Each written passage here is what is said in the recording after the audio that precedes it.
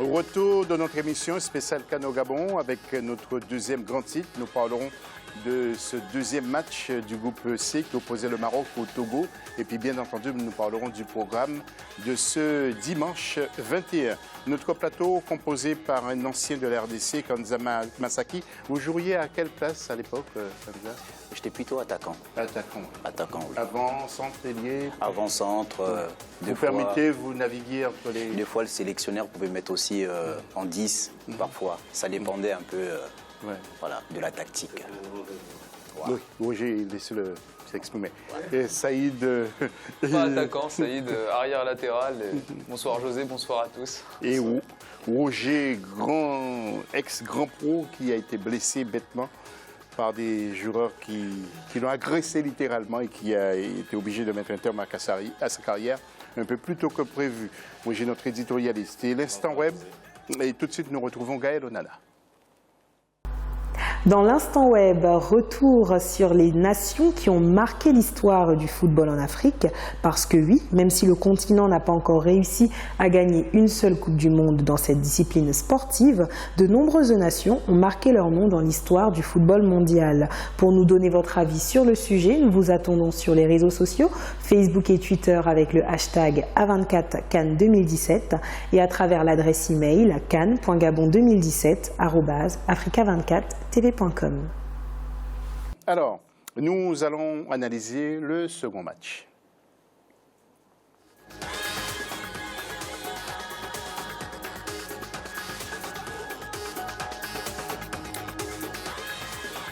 Et ce second match qui a fait vibrer Saïd Afizi, le Maroc face au Togo, score final 3-1, le Togo avait ouvert le score par Dossevi. Et ensuite, eh bien, les Marocains ont marqué 3 fois par Bouadouz, puis Saïs, et ensuite la frappe puissante de Neziri qui trompait de nouveau donc Agassa. Pourtant, c'est un très bon gardien, Agassa. Alors, nous allons commencer peut-être par, Saïd. Saïd, comment expliquez-vous ce retour en force de l'équipe du Maroc? Qu'est-ce qu'ils ont bu? Qu'est-ce qu'ils ont mangé? On va dire qu'ils sont quand même dans la continuité de ce qu'ils ont fait lors du premier match, parce que lors du premier match, on a vu une très très belle équipe du Maroc qui a quand même centré 42 fois et qui a tiré 17 fois au but sans marquer malheureusement par maladresse et par malchance aussi. Donc ils sont dans la continuité, on a vu beaucoup de grinta, beaucoup d'envie, ils étaient sur tous les ballons, ils se sont battus. Donc vraiment, félicitations à Hervé Renard, il a d'ailleurs fait un coaching aussi payant, il faut en parler, il a sorti Mehdi Carcella pour mettre à la place Faisal Fajr qui a réussi à mettre 2 passes décisives, donc on peut saluer le coaching d'Hervé Renard. Donc félicitations à nos Lions de l'Atlas qui se sont bagarrés et qui ont réussi à rapporter cette victoire-là. C'est la première équipe sur cette compétition-là à inscrire 3 buts, donc on peut saluer. Ils ont décroché un ticket pour la finale contre la Côte d'Ivoire. Oui, vous avez, j'ai l'impression, sorti ce soir toutes les stats du Maroc. Alors, comment avez-vous trouvé ce match, justement, entre le Togo? Parce que nous avons pris des paris pendant que nous regardions ce match, notamment avec M. Roger Itoto, et nous pensions, moi je pensais que le Togo allait l'emporter. Comment avez-vous trouvé cette rencontre? Vous avez sous-estimé le Maroc. Non, pas du tout. Mais j'ai pensé que Claude Leroy... Parce que c'est une erreur. Oui. Le Maroc est une équipe, jour d'aujourd'hui, qui démarre comme un diesel et qui finit toujours fort. Il ne faut pas oublier l'expérience qu'il y a dans cette équipe. Et puis je pense que le Maroc ira très loin.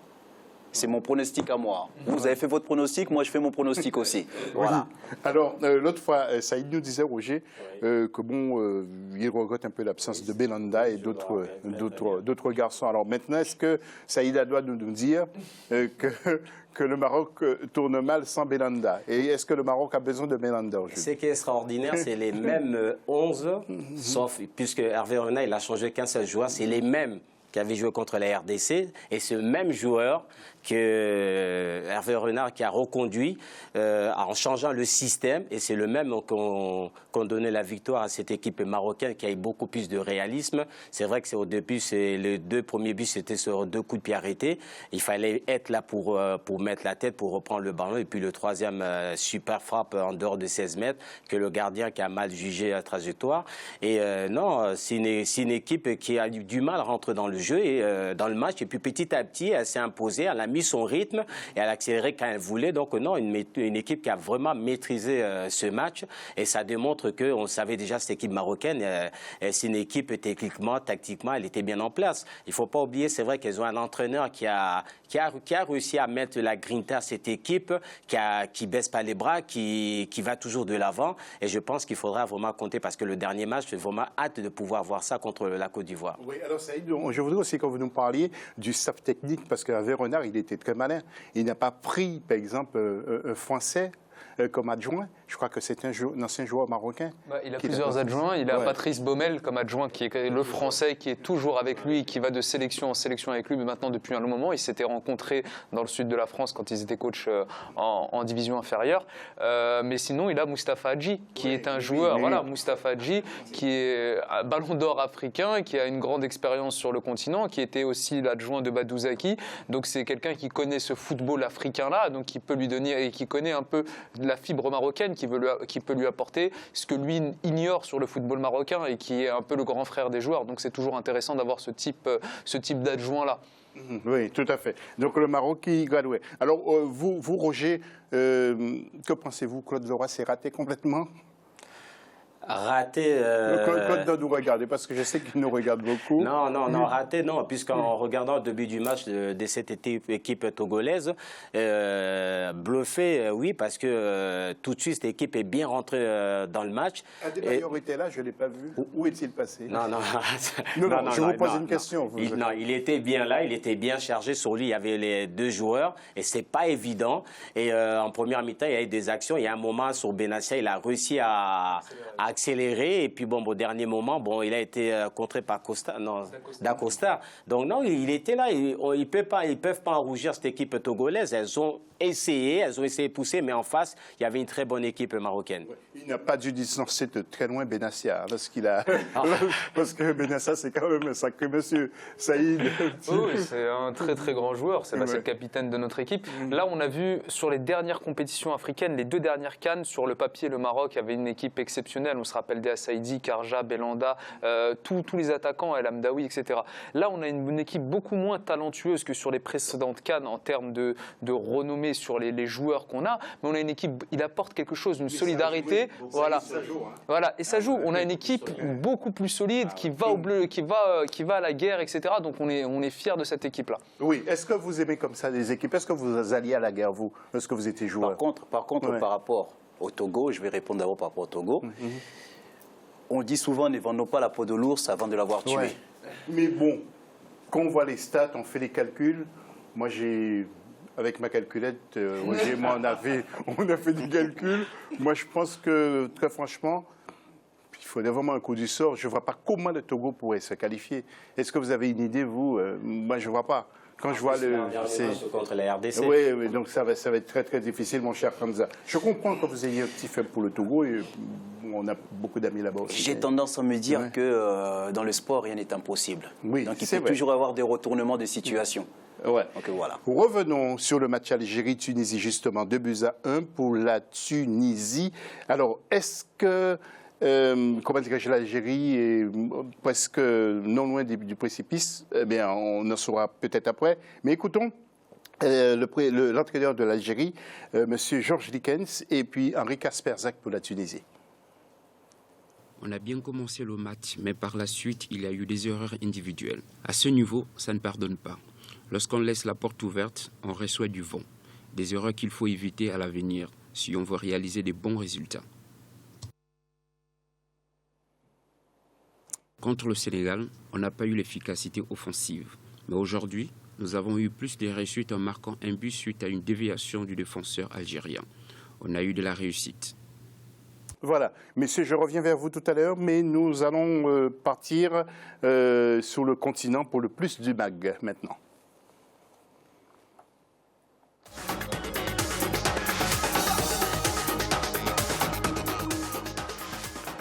Alors, notre continent qui vibre pour cette 31e édition au rythme de la Coupe d'Afrique des Nations entre favoris et outsiders.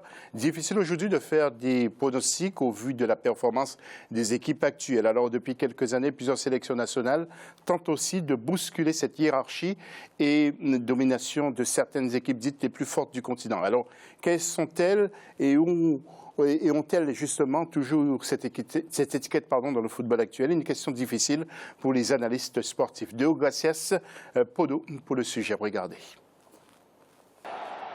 C'est une mission qui sera difficile pour chacune des 16 équipes engagées dans la course pour le trophée continental en 2017. Entre le 14 janvier et le 5 février, les stades gabonais accueillent la 31e édition de la Coupe d'Afrique des Nations et font le bonheur des millions de passionnés du ballon rond sur l'ensemble du continent. La plus grande messe du football en Afrique se déroule tous les 2 ans, depuis la première édition qui s'est disputée en 1957 avec 4 pays inscrits, l'Égypte, le Soudan, l'Éthiopie et l'Afrique du Sud. Mais la Coupe d'Afrique des Nations, c'est surtout la suprématie du top 5 des sélections africaines, notamment les Pharaons d'Égypte, septuples vainqueurs de la compétition entre 1957 et 2010, les Black Stars du Ghana, 4 fois champions d'Afrique entre 1963 et 1982, tout comme les Lions indomptables du Cameroun, aussi quadruple vainqueurs de la Coupe entre 1984 et 2002. Quant aux Super Eagles du Nigeria avec 3 victoires obtenues en 1980, 1994 et 2013, ils font également partie des nations les plus respectées dans la discipline sur le continent. Quand on regarde l'histoire du football africain, on ne peut que d'abord parler de l'Égypte. Il faut aussi parler du Cameroun, qui n'est pas forcément la meilleure équipe du continent africain. Le Cameroun était l'assemblage, la somme vraiment des joueurs rugueux, l'engagement, la détermination, les conditions physiques étaient au rendez-vous dans cette formation camerounaise. Aujourd'hui, la génération a changé parce que nos sélections nationales aujourd'hui ne sont plus basées véritablement sur les joueurs qui évoluent à l'intérieur des championnats. On ne donne plus de la valeur aux joueurs locaux. À quasiment chaque édition de la Coupe d'Afrique des Nations depuis ces 10 dernières années, la hiérarchie en matière de football fait souvent l'objet de discussions. Entre victoires, défaites, performances individuelles ou collectives des joueurs, certaines sélections parviennent généralement à imposer un rythme et un style de jeu impressionnant. En Afrique subsaharienne, le Cameroun, le Nigeria, le Ghana, la Côte d'Ivoire, le Sénégal et l'Afrique du Sud font figure de favoris, tandis qu'au nord du continent, l'Égypte, le Maroc et l'Algérie se disputent cette catégorie. Mais aujourd'hui, il s'avère de plus en plus difficile d'établir des pronostics. Les récentes Coupes d'Afrique ont enregistré la montée en puissance de nouvelles nations comme la République démocratique du Congo, le Mali ou encore le Burkina Faso. C'est vrai que depuis 2002, les Camerounais ont eu des difficultés à faire la transition entre l'ancienne génération et la nouvelle génération. Ailleurs, d'autres formations comme le Nigeria ont eu des soucis aussi au niveau de l'administration de la fédération elle-même. Les problèmes au sein des fédérations ont eu une influence sur le rendement des équipes nationales. Donc, de toute façon, aujourd'hui, comme on le voit d'ailleurs, il y a un certain nivellement des valeurs. Vous avez vu les matchs de la Guinée-Bissau, les matchs du Zimbabwe, de l'Ouganda. C'est des équipes que les gens considéraient comme de petites équipes, mais qui aujourd'hui sont en train de tenir la dragée haute aux grandes formations entre guillemets, donc voilà. Parmi les nations africaines les plus performantes du moment, laquelle succédera à la Côte d'Ivoire à l'issue de cette 31e édition de la Coupe d'Afrique des Nations? Une question qui agite tous les amoureux du football africain. La finale de la compétition aura lieu le 5 février 2017 à Libreville. Le vainqueur de cette CAN représentera l'Afrique lors de la Coupe des confédérations de la FIFA, Fédération internationale de football association. Puis les tableaux que nous allons commenter ensemble pour vous permettre de voir les derniers résultats, les résultats du moins de ce groupe C, RDC Côte d'Ivoire, 2 buts partout, et Maroc-Togo, le Maroc, disons, qui a écrasé le Togo, 3 buts à 1. Messieurs, un petit mot encore, Kanza, vous voulez dire un petit mot sur ce résultat, sur ce classement? Vous voyez le Togo, c'est dernier? Le Togo, ça sera très difficile. Très difficile. Très difficile. Oui, parce que je vous ai vu avec votre calculette, c'est pour ça que vous dites ça. Ah oui, c'est vrai, je l'ai cassé là en dessous. Voilà. Ok. Saïd, oui, ça va être très difficile, donc ça va se jouer vraiment entre la RDC, Maroc et Côte d'Ivoire, ou bien entre Maroc et RDC pour la deuxième place? Déjà, saluons quand même le niveau de ce groupe-là.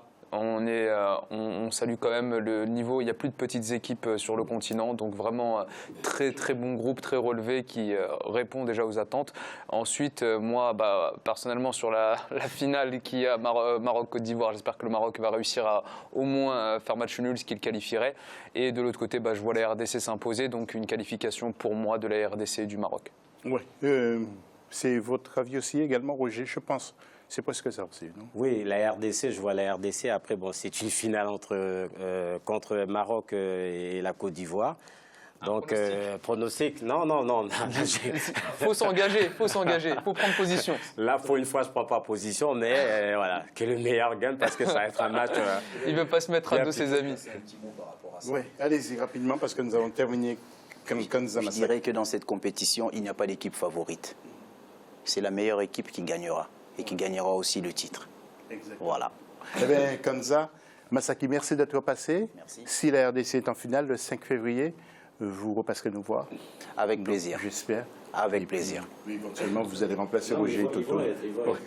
Voilà. Avec ma calculatrice. D'accord. Merci d'avoir suivi cette deuxième partie de l'émission. On se retrouve tout à l'heure pour la suite, après la pause.